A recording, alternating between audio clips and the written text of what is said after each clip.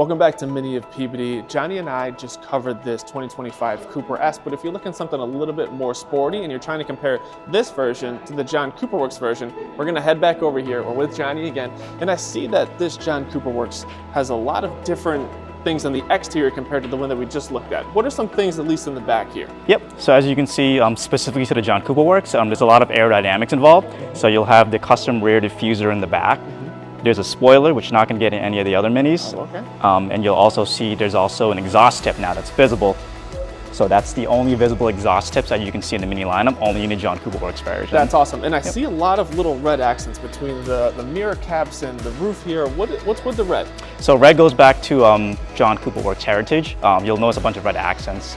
You're only going to see it on the John Cooper Works. So you'll see the red roof, the wheels, there's some red accents on there, the red brake calipers too as well, and also the red mirror caps and stripes. What are some more differences between that version and this version? Anything under the hood that's a real difference? Basically, it's the same engine, it just cranks at a lot more power and torque. So if you really need some pep, the John Cooper Works will be more than enough for that. Sounds good. You've given me the basics of it all. Guys, if you want to come down to Mini Peabody and see Johnny, he's more than happy to walk you through this vehicle.